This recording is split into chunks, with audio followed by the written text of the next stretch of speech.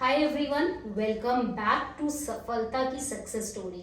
आज हमारे साथ है गाजियाबाद से रोहन चौधरी। रोहन चौधरी की क्या सक्सेस स्टोरी है, उनसे बात करते हैं और जानते हैं। हाय रोहन। Hello ma'am. कैसे हो आप? बहुत अच्छा।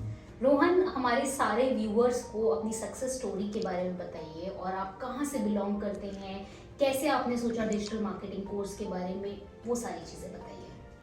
तो मेरा नाम रोहन चौधरी है और मैं गाज़ियाबाद से बिलोंग करता हूँ और I am BTech graduate in biotechnology.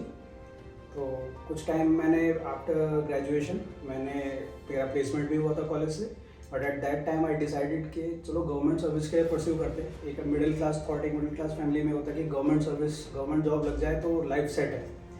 तो कुछ टाइम मैंने कुछ ईयर्स उसके लिए दिए, बट फॉर द टाइम भी मैंने सोचा कि एक स्किल अपने पास ज़रूर ग्रैब होनी चाहिए। व्हाट इफ 1% अगर नहीं होता है तो देन आगे क्या। तो rather than wasting my time more in that, तो मैंने सोचा कि डिजिटल या कुछ भी स्किल अपनाया जाए। ये नहीं पता था कि क्या। रोहन, ये एक बहुत ही बड़ा डिसीजन था आपके लिए, गवर्नमेंट जॉब की तैयारी के साथ साथ एक और स्किल ऐड करना, which is a very good thing. तो आपको कैसे लगा कि आपको डिजिटल स्किल ही अपने अपने आप को अपग्रेड करने के लिए ऐड करना चाहिए? Ma'am, to be very honest, इसके बारे में मैंने बस जस्ट एक वर्ड सुना था, digital marketing. There are various sorts of marketing. तो एक दिन न्यूज़पेपर में कहता ना, कुछ जो सोचें और वो संभव किसी ना किसी फॉर्म में आ जाता है। तो न्यूज़पेपर में एक दिन सफलता एजुकेशन प्राइवेट लिमिटेड का बड़ा सा मैंने ऐड देखा। उसमें चीज़ें लिखी थी, डिजिटल मार्केटिंग, फ्यूचर प्रोस्पेक्ट्स क्या है, बहुत ही ब्राइट फ्यूचर है इस फील्ड का। तो मैंने सोचा, और संभव मुझे नहीं पता था कुछ भी ABCD क्या है इसकी, लेकिन मुझे फिर भी था कि आई टुक अप द चैलेंज, इसे करते हैं और ये इन फ्यूचर ज़रूर इसमें, क्योंकि मुझे ये पता था कि सीख के कुछ भी किया जा सकता है। तो मैंने इसमें एनरोलमेंट किया, जाके पता किया, ऑफिस में आया, सारी चीज़ें की। There is no looking back. वो दिन और आज का दिन है मेरी लाइफ का बहुत ही अच्छा डिसीजन में से ये रहा है। Nice, great.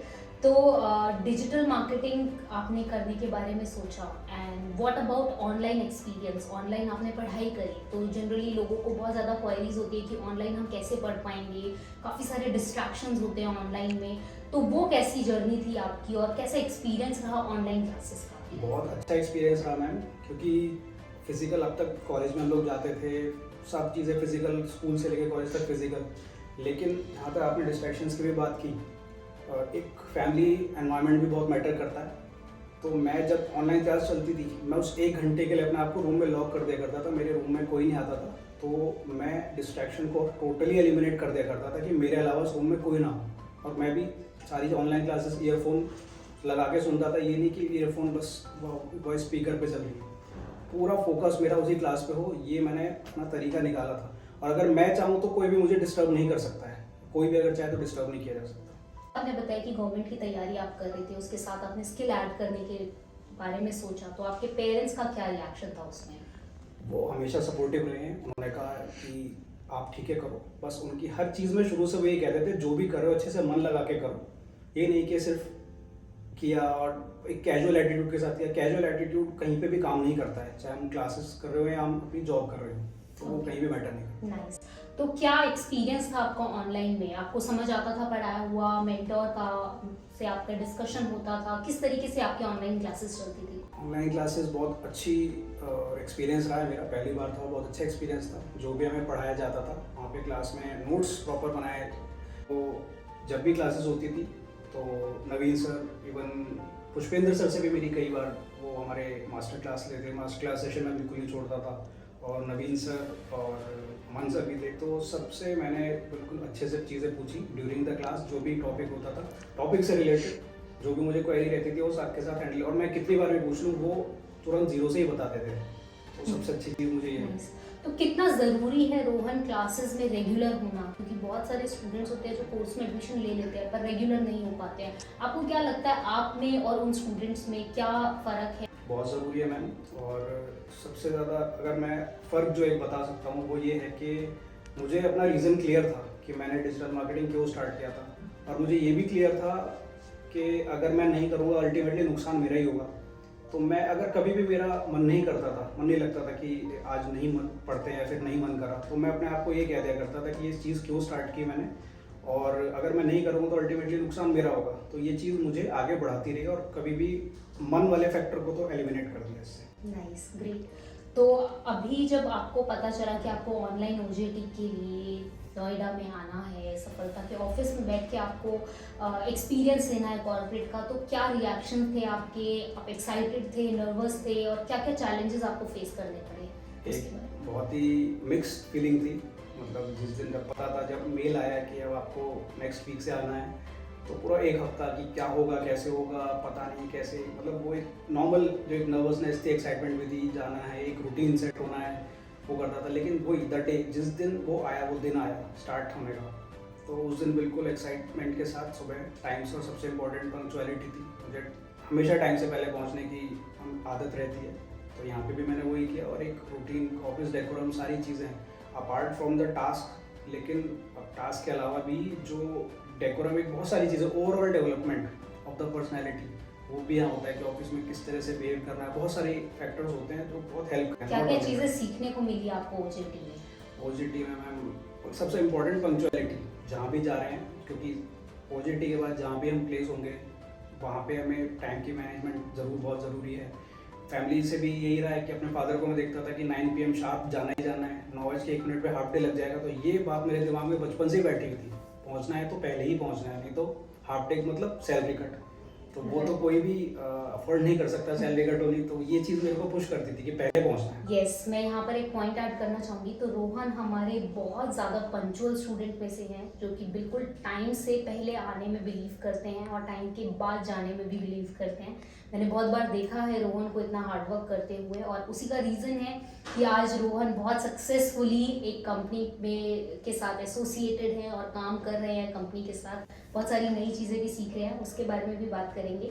बट उससे पहले मैं जानना चाहूँगी कि ओजेटी में आपने क्या क्या चीज़ें करी, क्या क्या चीज़ें, किन किन चीज़ों में आपने काम किया ओजेटी में, और उसके साथ साथ ऐसा क्या था जो कॉर्पोरेट एक्सपोजर जो बच्चों के लिए बहुत ज़रूरी है। जनरली लोग सिर्फ ऑनलाइन कोर्स कर लेते हैं, बट क्यों ज़रूरी है उनके लिए ओजेटी, उसके बारे में आप बताइए। तो ओजेटी में खाली क्लास अटेंड करना इज़ नॉट, ओजेटी से पहले जो हमारी ऑनलाइन क्लास होती है, खाली वो अटेंड करना is not the main thing.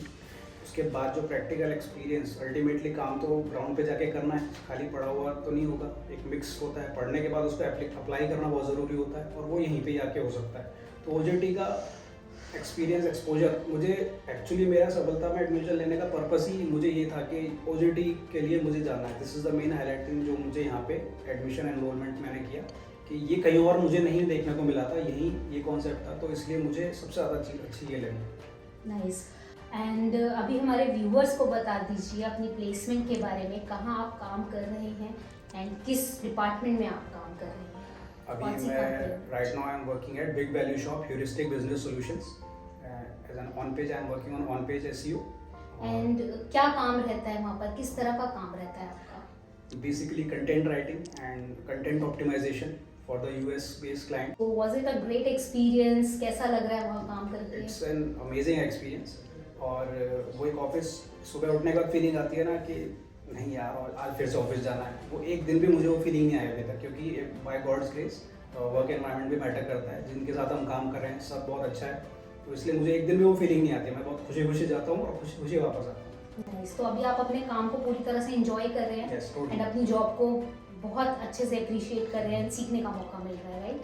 बिल्कुल। और every thanks to Preeti ma'am. सच्ची, अगर ये जो पुश करती हैं एज अ मेंटोर, मिलना बहुत मुश्किल है आज के टाइम पे, तो ये अगर पुश नहीं करती तो चीज़ें नहीं बनी। और हमें लाइफ में हमेशा एक पुश चाहिए होता है, हम अगर खुद पे चीज़ें छोड़ देंगे तो हम नहीं करेंगे। ऑब्वियसली हर इंसान एक बेसिक ह्यूमन नेचर सोचता है कि काम बिना करे पैसे मिल जाए, लेकिन वो एक पुश ज़रूरी होता है, हमें ऑफिस जाना होता है, सारी चीज़ें करना होता है, तो लाइफ में कुछ भी अगर अच्छा करना है तो एक पीछे पुश ज़रूर चाहिए होता है। तो वो पुश प्रीति मैम ने हमें दिया, कंसिस्टेंटली डेली बेसिस पे देती थी, और मैं इनका थैंक्स कभी भी नहीं, you deserve this thing and we are very happy for you and you have made us feel proud Rohan. हमें बहुत ही ज़्यादा तुम्हारे ऊपर प्राउड फील होता है एंड वी नो पूरी सफलता की फैमिली आपको आगे बढ़ता हुआ देखना चाहती है। वी वांट कि आप बाकी लोगों के लिए इंस्पिरेशन बनो।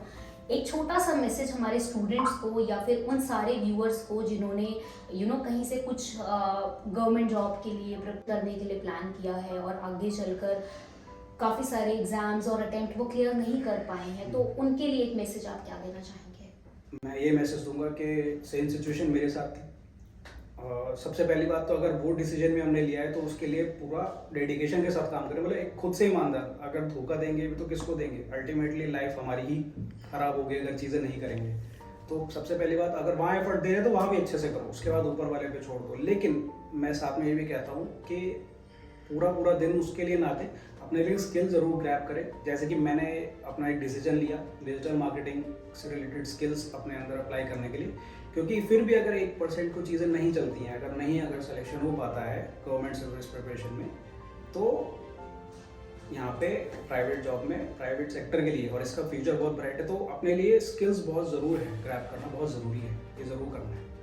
Great, so many congratulation Rohan, and we are very proud of you. आप हमारा नाम बहुत ऊपर तक लेकर जाओगे, हमें पूरा भरोसा है इस चीज़ का।